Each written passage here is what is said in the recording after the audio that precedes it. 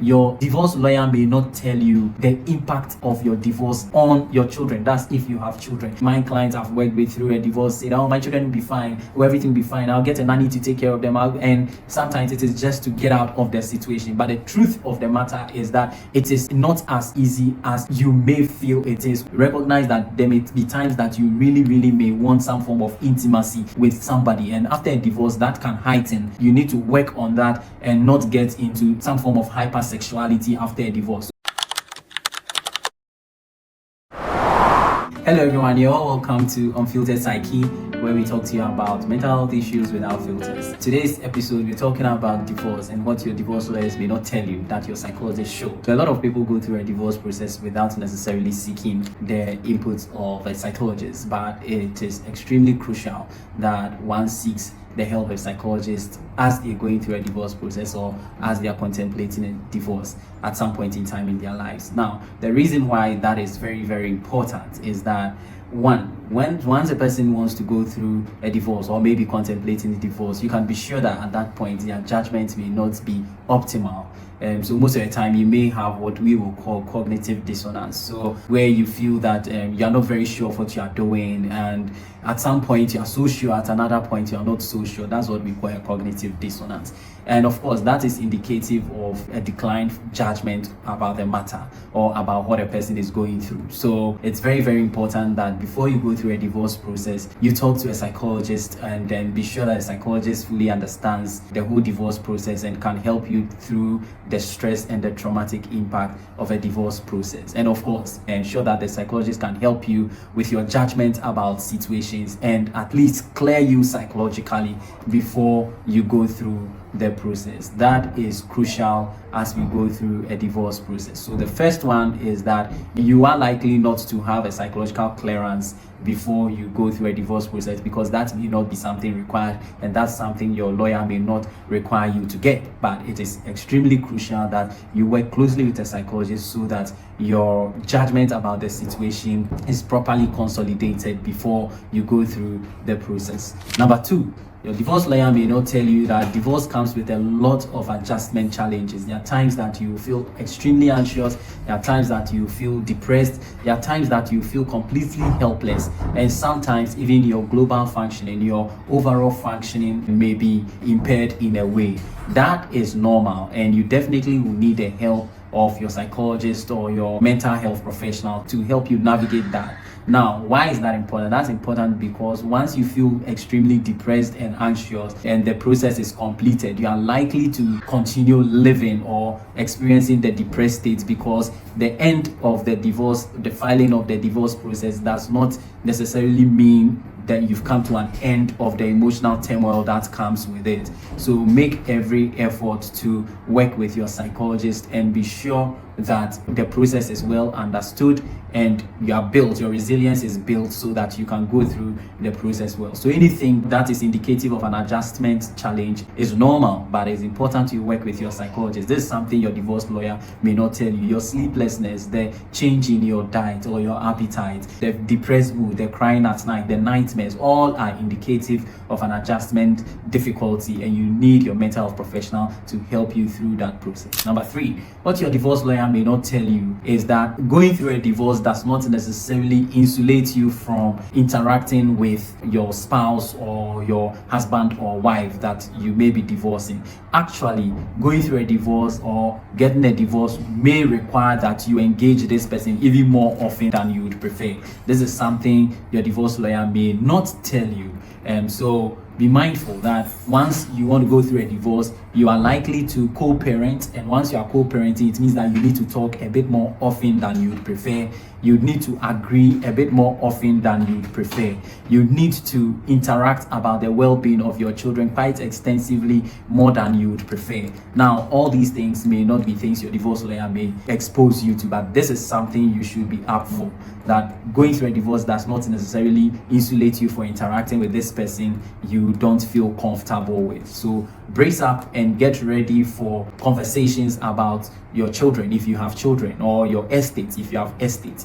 this is crucial for your survival after a divorce, and this is something your divorce lawyer may not tell you. Number 4, your divorce lawyer may not tell you that you will feel very, very lonely after a divorce. Now, the whole idea of a divorce, you may have lived your life with this person, you've built a routine around this person, you guys may have your plans and your schedules and your celebrations and your anniversaries and all of that. Now, this is something your divorce lawyer may not tell you, that there may be times that if you guys had a schedule, like every Friday, one will pick the other up and go somewhere. When Friday is coming, you are likely to begin to experience what we will call palpitation. You begin to feel a bit anxious, and you may wonder why. That's something your divorce lawyer may not tell you. That patterns are not easy to break, and once you wake up on that other side of the bed after a divorce, or as you're going through a divorce, you are likely to feel very, very empty and lonely because a pattern has been broken, and that is something you need to work on. So this is something your divorce lawyer may not tell you, but you need to be aware and work through them with your psychologist. Now, the next one is that your divorce lawyer may not tell you how vulnerable you may be to other people who may be interested in you one way or another. Now, I just spoke about loneliness. The other thing about loneliness, one of the complications of loneliness is vulnerability to intimacy. Now, after a divorce, you are likely to feel like you are free now and you can engage anybody you want. That will make you or put you at risk of different kinds of people. Now, you may have people who will give you all the time and give you all the attention, and you may love it because it sort of takes your mind away from what you're already used to, which may be a very turbulent marriage and all of that. It might look like some form of a respite for you, but that could be a recipe for disaster because it could disturb your entire psyche. It could make you do things you don't want to do and may not even realize that you are just compensating for what you didn't get in your marriage. So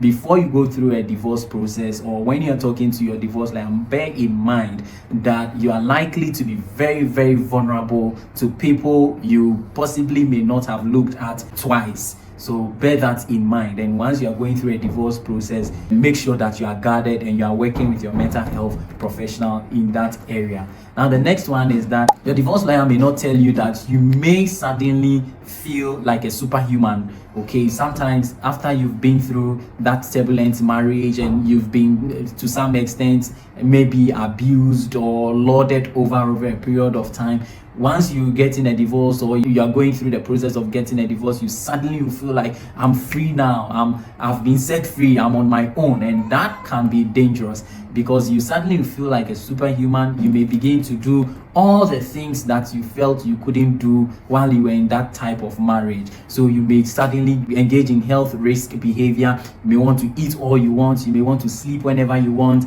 and you may not be taking good care of yourself because of the sense of liberty that you may have. Now, that's something your divorce lawyer may not tell you. So there is the challenge, or there is the tendency to feel like you are good, you are free, and you can do whatever you want. That may be true to some extent, but that could also be overcompensating for what has happened, and you need to bear that in mind. Sometimes it also comes with risky behavior. Sometimes maybe spending the night with people you possibly wouldn't have loved to. You may also get overly indulged with work. You want to, because of the process and you're out of it, you want to catch up on all the work you couldn't do. You may just plunge yourself into a lot of education. Now, you need to work with your mental health professional so that you can measure what you are doing and recognize when you are overcompensating for something. Now, another thing your divorce lawyer may not tell you is that you may feel like you can, for those of you those who may be contemplating divorce and may have kids, you may feel like you can take care of your kids, I can handle it. And sometimes when you are with your spouse or your ex-spouse, you may feel that, okay, now you have custody, and so you need to take care of the child in a way that your ex-spouse cannot, victimize you or make you feel like you are incapable. Now, bear in mind that can plunge you into an acute stress situation where you are constantly going back to back because you want to keep them in the same school your spouse kept them to prove a point that you are capable. Work with your mental health practitioner, because there's something your lawyer may not tell you, that you may have a tendency of breaking your back just to maintain a certain standard that your children possibly had or even you had. And as you work with your mental health practitioner, you are likely to determine where you may also be exerting yourself too much and then work within your strength. And another thing is that your divorce lawyer may not tell you that after a divorce, you can actually begin to feel very, very ill. And then you may go to the hospital and they may not find anything wrong with you physically. That is also one of the complications of the stress of maybe a very difficult marriage. Sometimes after the whole process is done, that's where your body begins to bear the brunt of the experience you had in the past. So if you begin to feel very sick at different times and your health begins to fail you, especially when you go to the hospital and they can't seem to find what is wrong with you, know that these symptoms you're experiencing may be as a result of the stress that you had to bear during the turbulent times of your marriage, and you need to get a physician and your mental health practitioner, a psychologist for that matter, to work with you to rebuild you and to help your immunity once again. Now, I hope this is useful. I may share 2 more tips just to help you to go through this divorce process if you are contemplating one. Another thing your divorce lawyer may not tell you is that your sexual drive may actually increase when you're going through a divorce process. Sometimes it really comes with the loneliness and with your sexual life before the divorce. So recognize that there may be times that you really may want some form of intimacy with somebody, and after a divorce that can heighten. You need to work on that and not get into some form of hypersexuality after a divorce. So it's important that you work with your mental health practitioner to help you navigate your sexual desires after a divorce or as you go through a divorce process, so that you can maintain your dignity through and after the process. Finally, your divorce lawyer may not tell you the impact of your divorce situation or the divorce process on your children. That's if you have children. So I've heard so many times when my clients I've worked with through a divorce say, oh, my children will be fine, or everything will be fine, I'll get a nanny to take care of them. And sometimes it is just to get out of the situation. But the truth of the matter is that it is not as easy as you may feel it is when you are going through the process. So bear in mind that your children may begin to report to you very sensitive things, very difficult things. For example, if you don't have custody of your children and they are with your ex-spouse, they may be reporting to you the relationship of your ex-spouse and who your ex-spouse may be bringing home at different times, and that could impact you significantly, and that could also impact your children's mental health significantly. This is something your divorce lawyer may not tell you, and this is something you need to work through with your psychologist. So I hope these tips are useful for anybody who may be contemplating divorce. One thing I want to leave with you as we sign out today is that sometimes what you actually need is a brief period of separation and then a reevaluation and reflection on the whole experience, and then also getting some form of respite and mental health care through a good period of time to determine whether this is something you really want to do. Until then, you are likely to bear very significant brunt of the divorce process or the divorce experience, and you will need significant help to do that. I hope you find this useful. This is something your divorce lawyer may not be telling you, but write these things down, work through them with your psychologist, and I hope they are able to help you. Thank you very much. This is still Unfiltered Psyche, and I hope that before you consider divorce, you get some thorough work done with your psychologist and get psychologically cleared before you go through the process. Thank you, and we'll catch you in our next episode. God bless.